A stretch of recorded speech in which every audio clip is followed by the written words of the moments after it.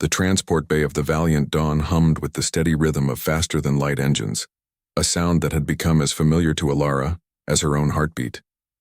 She sat cross-legged on the cold metal floor, her datapad forgotten beside her as she watched the most entertaining show in the galaxy unfold before her eyes.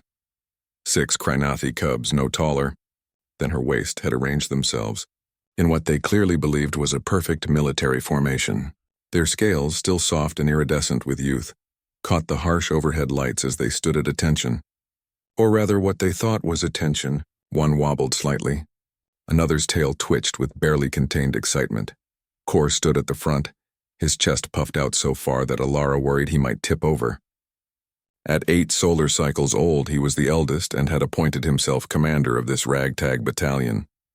His golden eyes blazed with determination as he raised one clawed hand. "Squad!" he barked in his high-pitched voice, trying desperately to mimic the gravelly tone of Commander Thross. "Prepare for inspection." The other cubs scrambled into position, bumping into each other and tangling tails. One tripped and caught himself with an undignified squeak. Alara pressed her lips together, fighting the smile that threatened to break across her face. The Krynathi were apex predators from a death world, where the rain was acidic and the flora carnivorous. They were the terror of 3 systems: warriors bred from birth, soldiers who had never lost a war. Their adults stood 7 feet tall, could tear through steel with their bare claws, and possessed reflexes that made them the most feared close combat specialists in known space.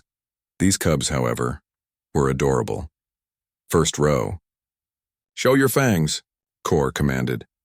The 3 cubs in front opened their mouths, displaying rows of tiny, needle-sharp teeth that would one day grow into the fearsome weapons of their species.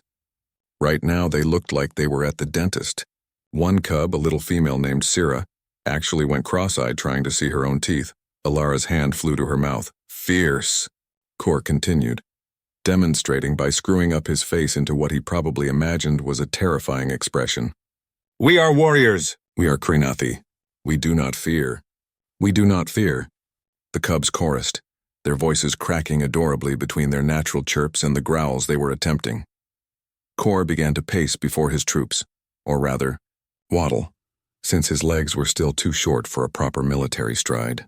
"The humans teach us that warfare is discipline. It is honor. It is—" He paused dramatically. "Lunge formations." "I think you mean launch formations, sweetie," Alara called out gently. 6 pairs of golden eyes snapped to her.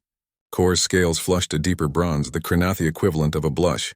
"Miss Alara," he said, attempting to recover his dignity. "You are witnessing a private military drill." "My apologies, Commander Kor." Alara gave him a solemn nod, though her eyes sparkled with mirth. "Please continue." "I'm simply an observer." Kor narrowed his eyes, suspicious of her tone, but turned back to his squad. "Right, where was I?" "Oh, combat positions!" What followed was chaos. The cubs had clearly been watching the human and Krynathi soldiers during their joint training exercises, and were now attempting to replicate the complex martial arts sequences they'd seen. Tiny claws sliced through the air, tails whipped around with enthusiasm that far exceeded accuracy. One cub attempted a spinning kick, lost his balance entirely, and rolled into his neighbor like a scaled bowling ball. They tumbled to the ground in a pile of limbs. Tails and indignant squeaks. Alara couldn't help it. A laugh burst from her lips. The cubs froze. Kor's eyes widened in horror. In Krynathi culture, being laughed at during military exercises was a profound humiliation. Warriors had resigned their commissions for less. But then Alara did something unexpected.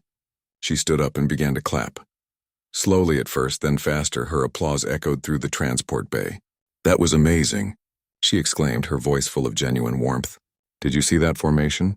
And Kor, your command voice has gotten so much stronger." The cubs blinked at her, confused, but "We failed," Kor said quietly, his earlier bravado crumbling. "We fell down. We weren't fierce. We weren't perfect." Alara walked over and knelt down to their level, careful not to tower over them. Humans might be the diplomatic species, the ones who brought the coalition together, but they understood pride. They understood what it meant to try. "Kor," she said softly, "do you know how old Commander Thross was when he first started training?" 3 solar cycles, Kor replied immediately. Every Krynathi cub knew the stories. "And do you think he was perfect on his first day?" Kor's tail drooped. No?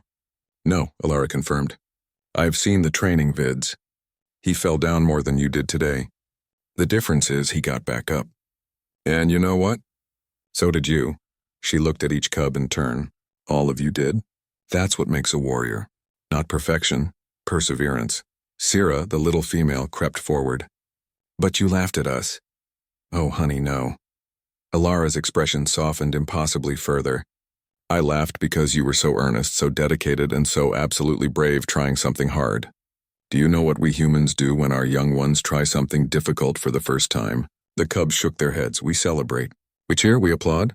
Because trying is brave, she smiled. And you know what else? You're already doing better than most human children your age. Half of them would have given up after the first fall. Kor straightened slightly. Really? Really. You've got the heart of warriors already.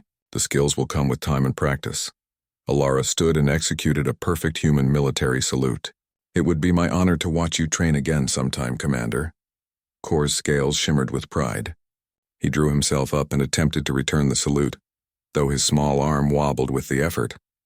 Thank you, Miss Alara, squad. We will practice more. Tomorrow we will be even better. Yes, Commander, the cubs squeaked. As they filed out of the transport bay, chattering excitedly about what they would practice next, Kor hung back. He approached Alara shyly. Miss Alara, in the human military, do mothers really cheer for warriors? Alara's heart melted. Every single one. It's our job to believe in you until you believe in yourselves. Kor nodded seriously, processing this. Then with the impulsiveness of youth, he darted forward and wrapped his small arms around her leg in a brief hug before racing after his friends. Too embarrassed to look back, Alara watched them go, these tiny apex predators playing soldier, and smiled. The galaxy had been shocked when humanity had proposed peace, when they'd offered friendship to species that had been at war for centuries. But humans understood something the others didn't. Warriors weren't born, they were raised. And sometimes, they needed someone to applaud when they fell, to cheer when they tried, and to believe in them when they were still learning to roar. Even if, especially if, they were the cubs of the most fearsome predators in the galaxy.